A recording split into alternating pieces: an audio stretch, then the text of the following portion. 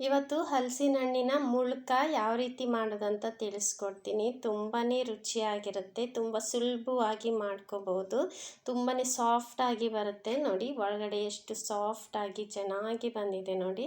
ಈ ರುಚಿಯಾದ ರೆಸಿಪಿ ಹೇಗೆ ಮಾಡೋದಂತ ಇವತ್ತಿನ ವಿಡಿಯೋದಲ್ಲಿ ನಾನು ನಿಮಗೆ ತಿಳಿಸ್ಕೊಡ್ತೀನಿ. ಎಲ್ರಿಗೂ ನಮಸ್ತೆ, ನಾನು ಸುಪ್ರೀತಾ ಶೆಟ್ಟಿ. ವೆಲ್ಕಮ್ ಟು ಸ್ವಾದ.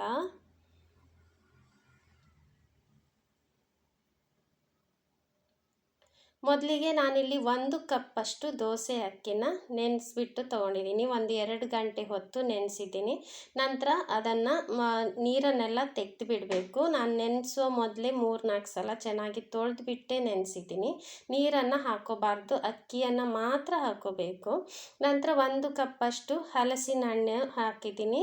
ನಂತರ ಒಂದು ಅರ್ಧ ಕಪ್ಪಷ್ಟು ತುರಿದ ತೆಂಗಿನಕಾಯಿ, ನಂತರ ಒಂದು ಅರ್ಧ ಕಪ್ಪಷ್ಟು ಬೆಲ್ಲ. ನಾನು ಹಾಕಿರುವ ಹಲಸಿನ ಹಣ್ಣು ತುಂಬಾ ಸಿಹಿಯಾಗಿತ್ತು, ಅದಕ್ಕೆ ನಾನು ಸ್ವಲ್ಪ ಬೆಲ್ಲ ಹಾಕ್ಕೊಳ್ತಾ ಇದ್ದೀನಿ. ಸಿಹಿ ಕಡಿಮೆ ಇದ್ದರೆ ಎಕ್ಸ್ಟ್ರಾ ಹಾಕ್ಕೊಳ್ಳಿ. ನಂತರ ರುಚಿಗೆ ತಕ್ಕಷ್ಟು ಉಪ್ಪನ್ನು ಹಾಕ್ಕೊಂಡಿದ್ದೀನಿ.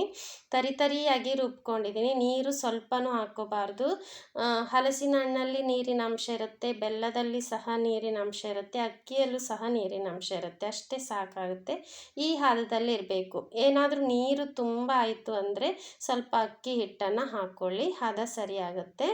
ನೋಡಿಕೊಂಡು ಮಾಡ್ಕೋಬೇಕು. ನಂತರ ಎಣ್ಣೆಯನ್ನು ಬಿಸಿ ಮಾಡಿ ಇಟ್ಕೊಂಡಿದ್ದೀನಿ. ನಂತರ ಹಿಟ್ಟನ್ನು ಈ ರೀತಿಯಲ್ಲಿ ಹಾಕ್ಕೊಳ್ತಾ ಇದ್ದೀನಿ.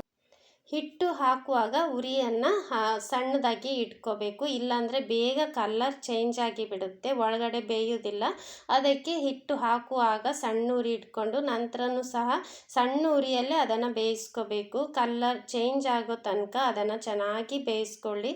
ತುಂಬ ಚೆನ್ನಾಗಿ ಕಲರ್ ಬರುತ್ತೆ, ಹಾಗೆಯೇ ರುಚಿನೂ ಸಹ ತುಂಬ ಚೆನ್ನಾಗಿರುತ್ತೆ. ಎಲ್ರಿಗೂ ಫೇವ್ರೆಟ್ ಅಂತಲೇ ಹೇಳ್ಬೋದು.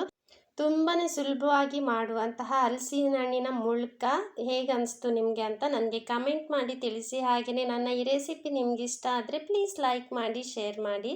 Thank you so much for watching.